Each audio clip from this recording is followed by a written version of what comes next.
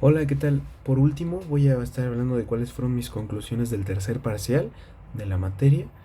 Me gustaría dar un resumen general porque cada uno de estos puntos lo voy tocando con respecto a cómo fui yo sintiendo que fue el curso, que fue el parcial. Y la verdad es que siento muy importante el hecho de poder también comunicar como parte de mis conclusiones una pequeña introducción de lo que vimos en este caso. Para cerrar, vimos lo que eran características de las GDITs, de cómo es que realmente se aplican.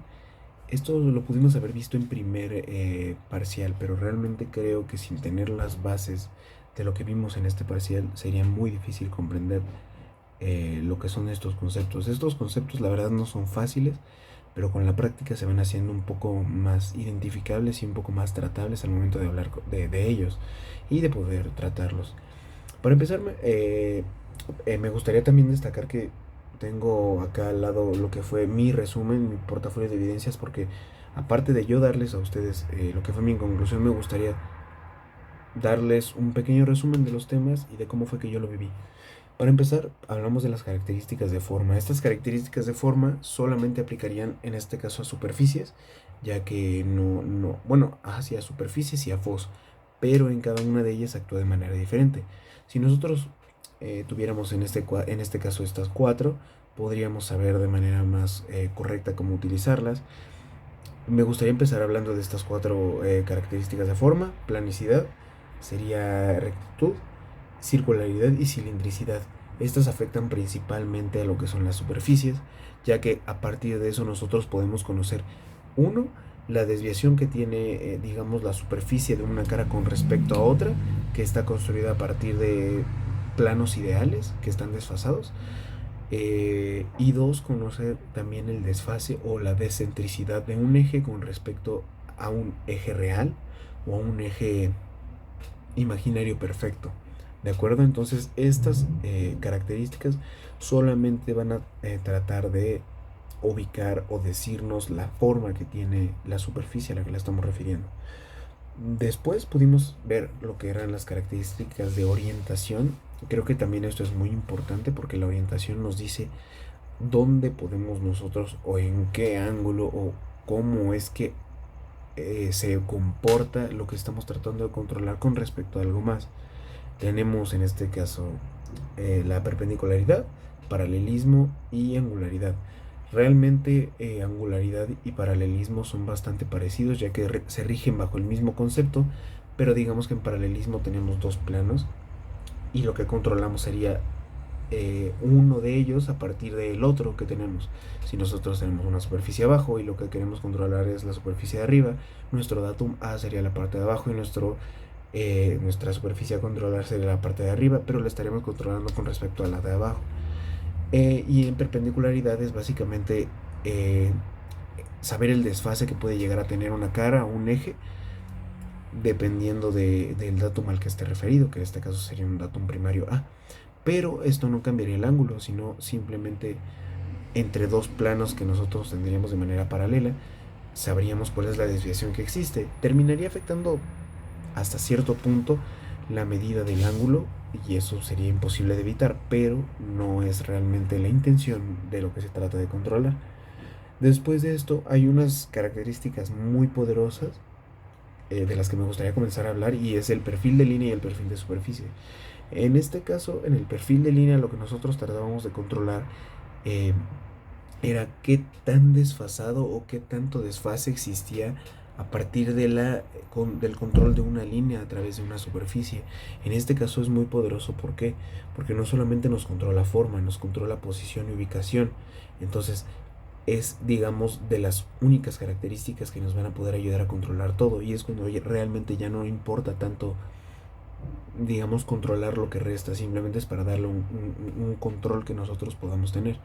Si nuestro principal cosa a controlar es una cara, un eje, eso lo pondríamos como principal. Pero si ya no es de nuestra primaria importancia eh, controlar lo demás que no controlamos al inicio, ocuparíamos este perfil de línea y de superficie. La única diferencia con el perfil de línea y el perfil de superficie es que el perfil de línea lo hace a través de segmentos que son líneas y es uno por uno.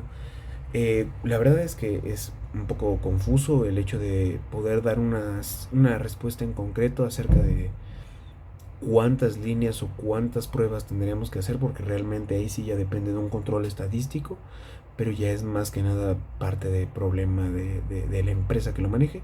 Pero lo que pasa con el perfil de superficie es que ahí sí es a lo largo de toda la superficie que se está controlando, en donde pueden aplicar también varios modificadores, que no son como los límites, pero sí puede ser como all over, all around, o a través de toda una superficie. El all over es por toda la pieza, el all around es por toda la superficie que se está tratando de controlar.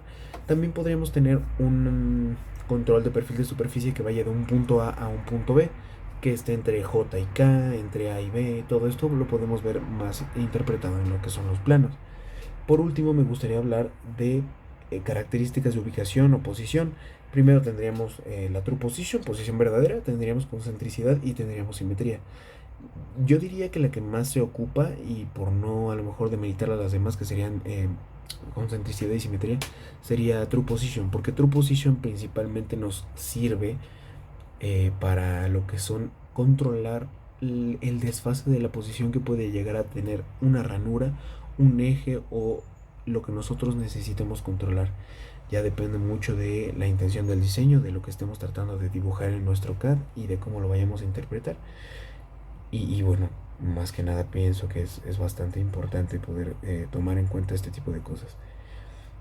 Por último tenemos las características de runout, que realmente surgen, digamos, de la necesidad de poder controlar a través de un eje coaxial eh, ciertas características de forma, de ubicación, de posición. Entonces tenemos dos, que es el runout y el total runout. Eh, Surgen, digamos, del mismo concepto del perfil de línea y de superficie, con respecto a que en el runout vamos a ir haciendo pruebas uno por uno de verificación de que sea una forma circular, o en el total runout, que es a través de toda la superficie, pero también es cómo está descentralizado el eje y cómo se va a modificar con respecto a eso. Entonces creo que es muy muy importante. Vimos las aplicaciones de la tolerancia cero, hablando de los ensambles, y bueno, ya vimos un poco más de los temas que me gustaría enfocarnos un poco más. En este parcial vimos la construcción de piezas en NX. La verdad, particularmente hablando, yo nunca había ocupado NX, más que a lo mejor para alguno que otro trabajo anterior, pero nunca me había enfocado al 100% en tratar de comprenderlo, y mucho menos ensambles. Entonces, en este parcial se trabajaron la creación de piezas en NX y los ensambles.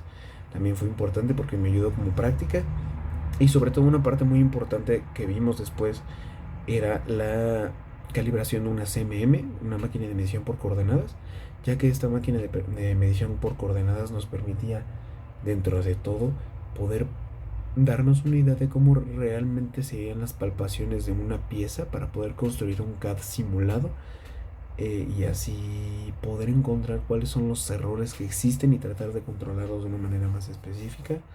Si nosotros pudiéramos a lo mejor contar con el material necesario, podríamos haberlo hecho en CMM real, pero bueno, el software es de gran ayuda, más que nada porque cuando nosotros tratamos de realizar estos controles de los patrones o los palpadores, o el cómo vamos a tomar la pieza para poder medirla, para poder tocarla, esto es muy muy muy importante, más que nada en la creación ya de un producto final.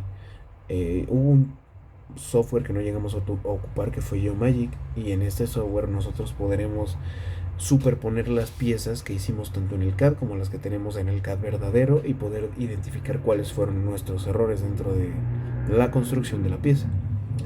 Por último, creamos lo que fue un actual meeting envelope. Esto gracias a través de las características que fueron controladas por un plano en inicio. Aquí ya tratamos temas de lo que fueron Maximal y Least Material Boundary. Ya aplicamos todo lo conocido a lo largo de los dos parciales anteriores, y creo que fue de suma importancia, sobre todo, poder identificar cómo poder ocuparlos.